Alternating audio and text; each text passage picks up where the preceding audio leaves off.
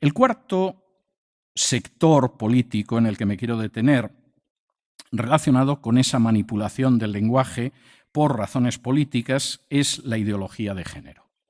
La ideología de género ha conseguido, de una manera que desde luego muestra hasta qué punto es fácil manipular a las poblaciones, ha conseguido unir a la izquierda y a la derecha. Inicialmente surgió dentro de la izquierda buscando algún proletariado que sustituyera un proletariado que ya no existía en Europa Occidental. Y, por supuesto, ese proletariado podían ser las mujeres, podían ser los homosexuales y, en los últimos tiempos, además, son los inmigrantes africanos. Pero la ideología de género, sobre todo como consecuencia del impulso de otros movimientos políticos, ha terminado convirtiéndose en algo que va mucho más allá de la izquierda y que, desde luego, es asumido también por la derecha. Tengo que decir, y no desearía ser ni mucho menos ofensivo con esto, que la ideología de género me parece de una debilidad en términos intelectuales que prácticamente raya con la estupidez. Por supuesto, la ideología de género utiliza palabras mordaza. No se le ocurra a nadie cuestionar determinadas tesis de la ideología de género porque será un machista, un homófobo o un heteropatriarcal, sea eso lo que sea, y evidentemente estas palabras tienen un efecto paralizador, al menos en los medios de comunicación occidentales, no inferiores a ser calificado como reaccionario o fascista. Es más, entre que te llamen fascista o que te llamen machista, entre que te llamen reaccionario o te llamen homófobo, uno casi suplica que le llamen reaccionario. Y eso es otra muestra de la manipulación del lenguaje.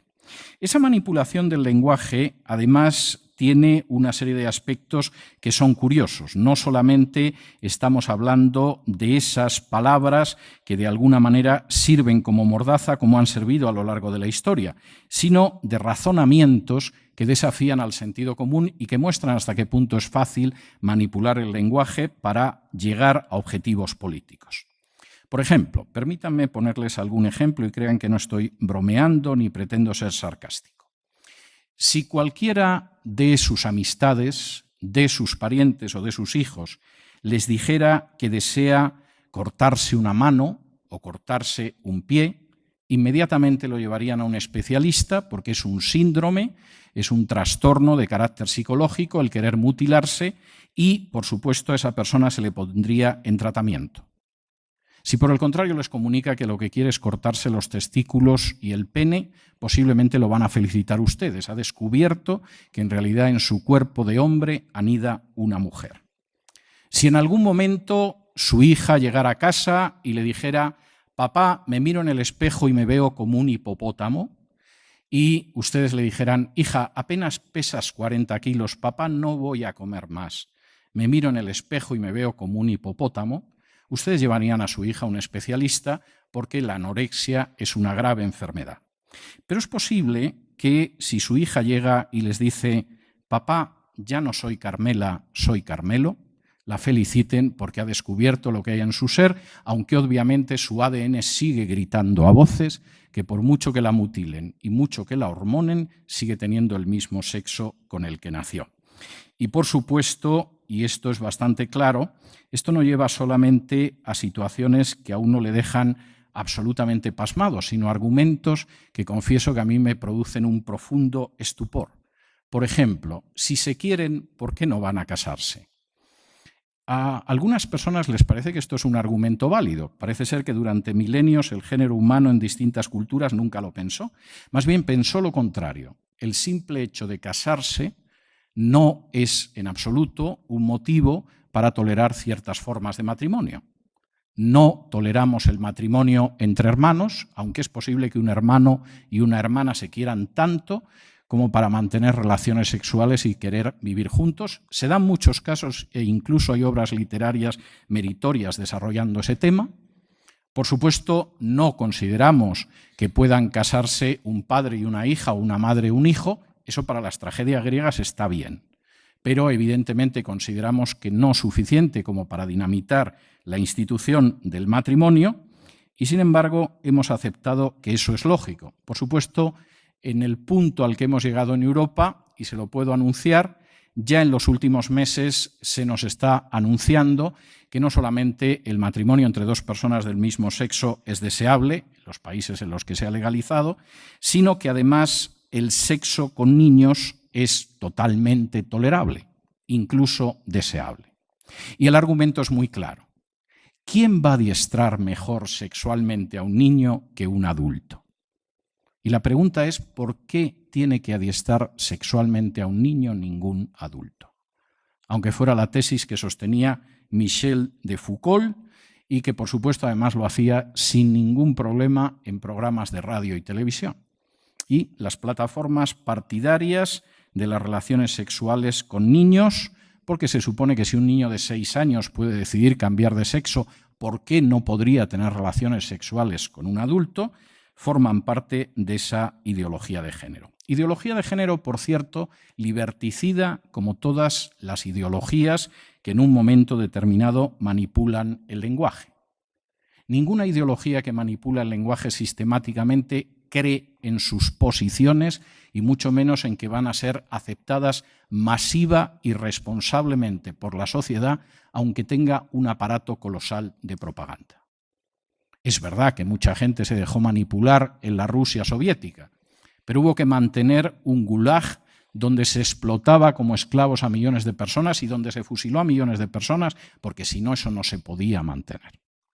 Es verdad que mucha gente fue entusiasta del nacionalismo de Hitler, pero lo primero que hicieron fue crear una red de campos de concentración como la red de campos de concentración soviética, porque es que hay gente que sigue teniendo la pésima manía de pensar por su cuenta.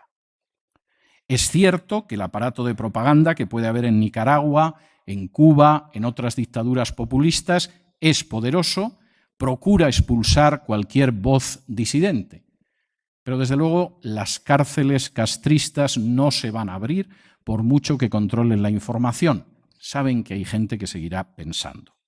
Y en el caso de la ideología de género, después del avance de ciertas novedades legales sin paralelo en la historia de la humanidad, está, por supuesto, el castigo de los disidentes, las denominadas leyes antidiscriminación por razón de género. Si las leyes antidiscriminación por razón de género fueran leyes antidiscriminación por razón de género, quien ahora se dirige a ustedes sería el primero en apoyarlas. Si efectivamente esas leyes castigaran el hecho de que se pudiera discriminar a una persona por su sexo, por su inclinación sexual, por su vida privada, estaría totalmente a favor de esas leyes. El problema es que las leyes de antidiscriminación por razón de género son leyes de inquisición y de castigo frente a aquellos que no se arrodillan ante la ideología de género.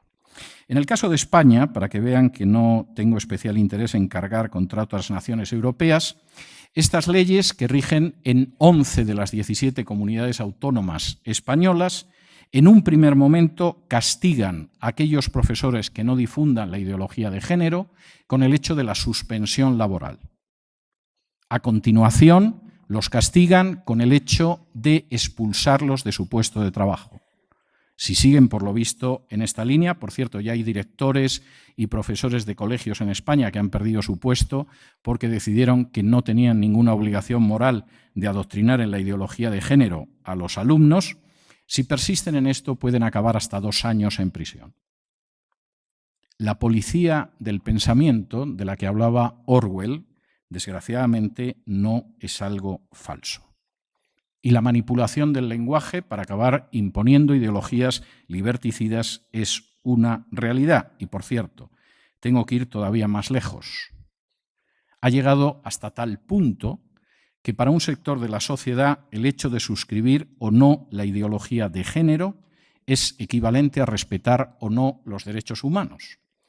Y esto ha sido también captado por algunos de los populismos hispanoamericanos que en la reforma de la Constitución cubana, donde no se habla de suprimir la pena de muerte, ni de acabar con la censura de prensa, ni de permitir la libre expresión, ni de que haya elecciones libres, ni cosa parecida a ninguna libertad ni ningún derecho humano, una de las reformas va a ser que el matrimonio dejará de ser entre un hombre y una mujer para ser entre cualquiera dos personas. Los castristas pueden ser criminales, pero nunca han sido estúpidos. Y saben que en esa triste Comisión de Derechos Humanos de Naciones Unidas ahora mismo es mucho más importante la adopción, por ejemplo, de niños por parejas homosexuales que el hecho de que los disidentes se sigan pudriendo de manera miserable y criminal en las mazmorras del régimen cubano. ¿Qué tenemos que hacer frente a esto? Y, por cierto, les adelanto que voy concluyendo. Pues, en primer lugar, ser conscientes del problema frente al que nos encontramos. Por cierto, problema, tengo que decirles, agudizado por el uso de las redes sociales. Yo soy un entusiasta de las redes sociales. Si no hubiera redes sociales, no habría 600.000 personas al día, más o menos, que escuchan mi programa de radio. Pero las redes sociales se han convertido también en campos de linchamiento de los disidentes. Cualquiera que en un momento determinado entra en Twitter, por ejemplo, ve cómo hay políticos a los que se lincha de la manera más miserable y periodistas a los que se lincha de la manera más miserable y escritores a los que se lincha de la manera más miserable. Y se hace manipulando el lenguaje con finalidades políticas.